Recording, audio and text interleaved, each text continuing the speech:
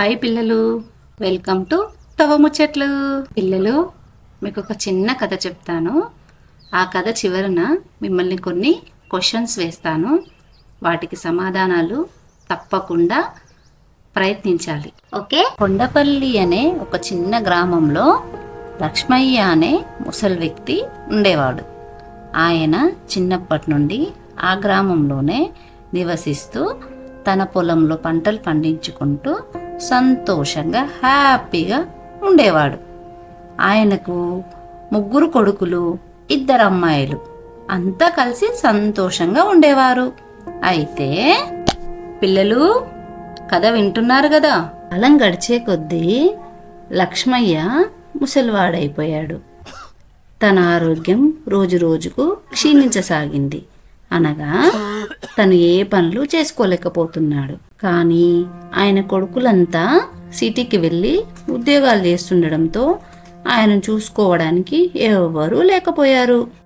అనుకోకుండా లక్ష్మయ్యకు ఒకరోజు బాగా జ్వరం వచ్చింది. చుట్టుపక్కల వాళ్ళు వైద్యుడి దగ్గరికి తీసుకెళ్లారు. అయినా కానీ లక్ష్మయ్యకు జ్వరం తగ్గడం లేదు. ఆ చుట్టుపక్కల వాళ్ళు లక్ష్మయ్య కొడుకులకు ఫోన్ చేసి మీ నాన్నగారి ఆరోగ్యం క్షీణించింది అని చెప్పారు.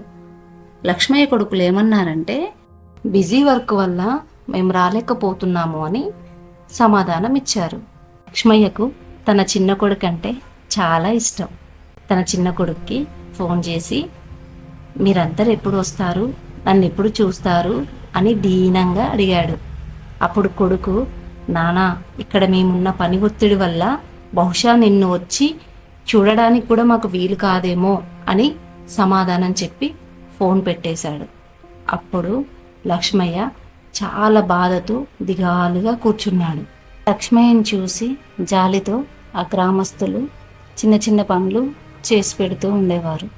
కానీ లక్ష్మయ్యకు తన మనసులో ఎప్పుడూ ఒక బాధ మెలిపెడుతూ ఉండేది. నా కొడుకులు నన్ను వదిలేసి వెళ్ళిపోయారే అని బాధపడుతూ ఉండేవాడు. లక్ష్మయ్య తన చివరి క్షణాల్లో కూడా తన పిల్లల్ని చూడాలని చాలా ఆరాటపడ్డాడు. కానీ అది కుదరకుండానే లక్ష్మయ్య చనిపోయాడు.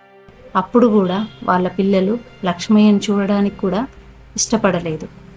పిల్లలు, కథ మొదట్లో మిమ్మల్ని కొన్ని ప్రశ్నలు అడుగుతాను అన్నాను. ఈ కథ నుండి మీరు ఏం నేర్చుకున్నారు? ఆలోచించారా? సరే, అయితే నేనే చెప్తాను. ఎంత బిజీగా ఉన్నా మన తల్లిదండ్రులను మనమే చూసుకోవాలి. అది మన బాధ్యత. మనీ కన్నా ఫ్యామిలీ చాలా ఇంపార్టెంట్. డబ్బు సంపాదించడం ఇంపార్టెంటే, కానీ ఫ్యామిలీ అంతకంటే ఇంపార్టెంట్. పిల్లలు, ఈ కథ మీకు నచ్చింది అనుకుంటున్నాను. నేను ఇంకొక కథతో మీ ముందుకు వస్తాను. అప్పటి వరకు బాయ్, టేక్ కేర్.